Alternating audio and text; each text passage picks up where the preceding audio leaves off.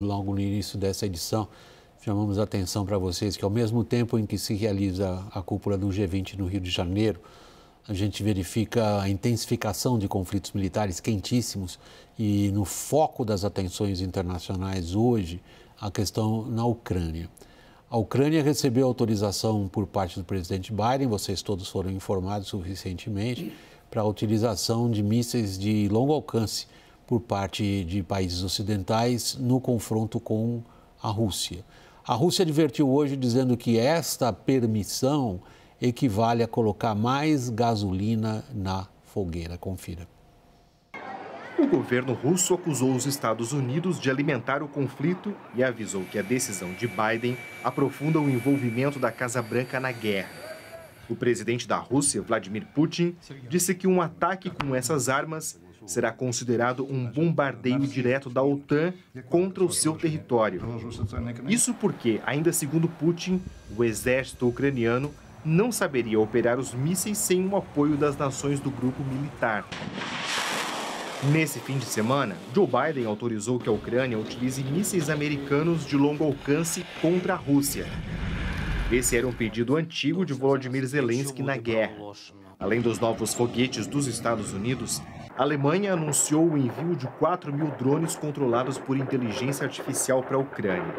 Essa é uma resposta da maior economia europeia após críticas sobre o posicionamento alemão no conflito. O exército da Ucrânia deve utilizar os novos equipamentos preferencialmente na província de Kursk. Para frear o avanço ucraniano, Putin enviou 50.000 soldados para a região na semana passada. Com os armamentos, as tropas da Ucrânia buscam retomar uma vantagem estratégica na região. Também no domingo, o Kremlin bombardeou dezenas de alvos relacionados à infraestrutura energética de Kiev. Foram 120 mísseis e 90 drones num dos ataques mais duros desde o início da guerra. Esse ataque repercutiu nas reuniões do G20 nesta segunda-feira, desde a invasão russa à Ucrânia, e pediu uma paz global justa, duradoura e condizente com a Carta da ONU. O presidente dos Estados Unidos, Joe Biden, disse que apoia a soberania ucraniana.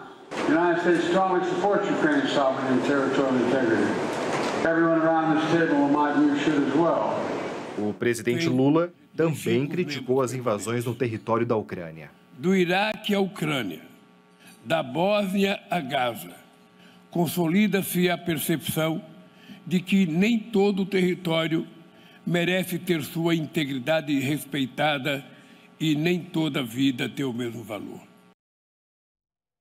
Rubens, se a gente considera a capacidade do G20 de organizar o que hoje se vê como um simples esforço de sobrevivência da Ucrânia, nem sequer de vencer a guerra, o que andou no Rio de Janeiro nessa direção?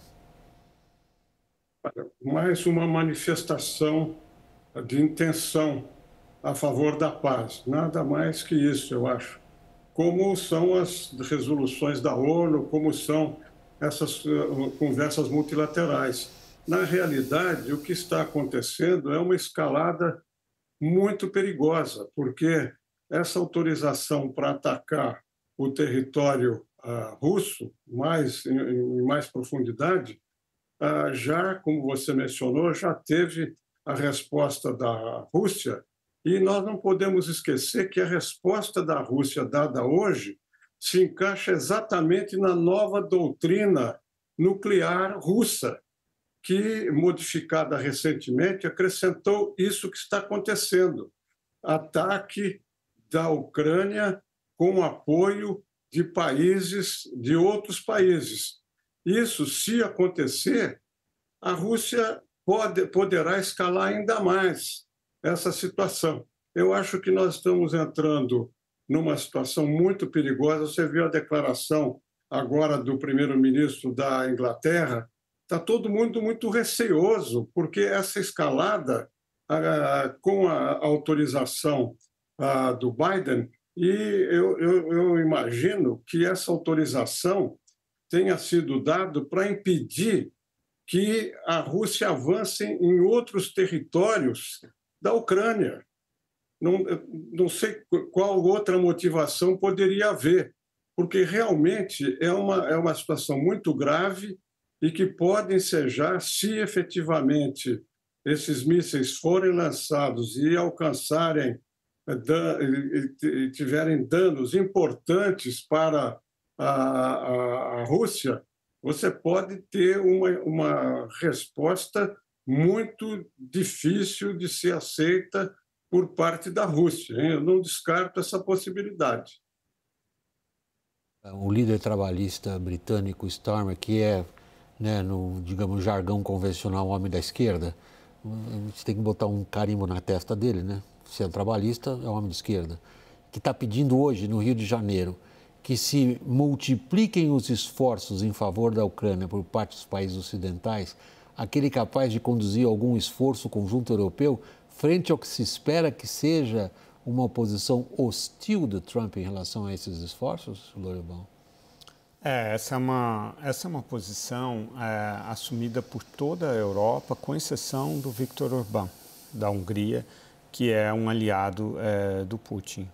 Até mesmo a Giorgia Meloni, da Itália, que também tinha uma afinidade ideológica, né, pelo conservadorismo moral personificado pelo Putin, ela não encampou isso a partir do momento em que se tornou chefe de governo. Acho que na Europa toda existe a compreensão de que, primeiro, que a Europa e os Estados Unidos não fizeram o suficiente para conter esse expansionismo russo, né? Se tivessem se reunido lá atrás, bem no início, e falado o que a Ucrânia precisa para realmente conter de forma efetiva e não a conta-gotas, né? Não de forma homeopática, a agressão russa, o custo em vidas humanas para os dois lados, inclusive para os russos, teria sido menor. Isso não foi feito e a gente está diante de uma carnificina.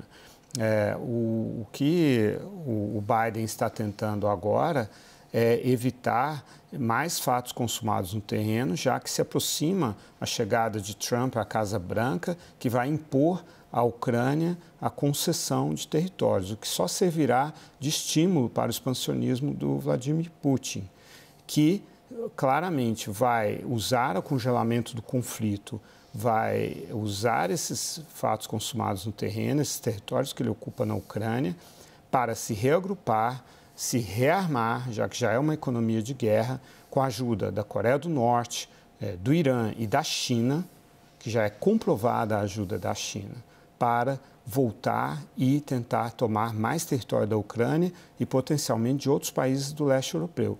Essa consciência é muito clara na Europa. E todas as linhas que o Putin desenhou na areia foram ultrapassadas sem nenhuma reação do Putin. Ele tenta chantagear o mundo com essas ameaças de uso das armas nucleares que ele não tem interesse em concretizar. Porque usar arma nuclear contra quem? Contra a Ucrânia, que é um país vizinho, o vento vai levar essa radiação de volta para a Rússia. Usar arma nuclear contra os países da OTAN, eles vão reagir de uma forma que vai obliterar a Rússia. Provavelmente essas armas nem serão disparadas. Aquele território é milimetricamente vigiado pela OTAN. Então, infelizmente, essas chantagens levaram os governantes europeus e americanos a se acanhar, a se intimidar, e isso só aumentou o dano, o sofrimento dos ucranianos, em primeiro lugar, e dos próprios russos também. Há uma contagem de que foram 78 mil russos que morreram, mas isso tem o nome, as circunstâncias, as provas da morte. Provavelmente o número de russos mortos é muito maior que esse. Em geral, costuma-se 3-1 se você considerar o número de baixas de feridos, né, no mínimo. Rubens, você se manifestou preocupado e você qualificou o que está acontecendo exatamente neste instante na Ucrânia como perigosíssimo. Que cenário você desenha com a chegada de Trump? Eu acho que o Trump vai cumprir o que prometeu, né? Ele possivelmente não vai ser imediatamente, mas vai haver um processo de desengajamento dos Estados Unidos desse conflito, às expensas justamente da Ucrânia, como o Lorival mencionou.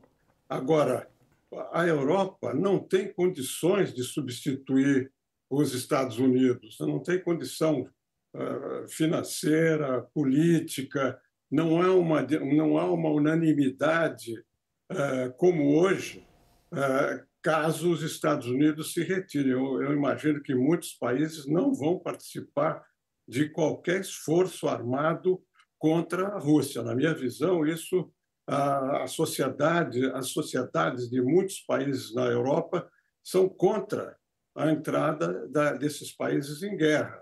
Então, aí é um grande dilema, né?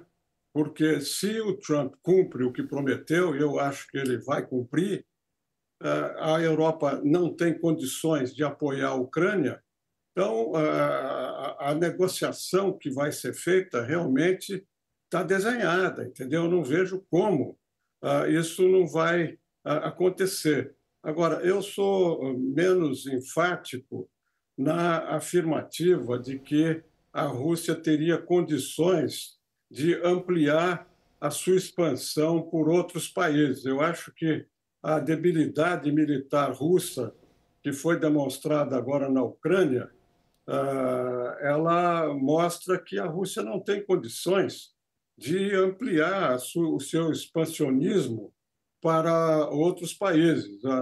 Na minha visão, a principal motivação da Rússia hoje ainda é impedir que a Ucrânia entre para a OTAN, por razões históricas, não vamos discutir aqui. Esse que é o problema político que a gente está enfrentando na Ucrânia, e vai se negociar a ocupação ou não, territórios autônomos, como é que fica o território que está ocupado hoje pela Rússia.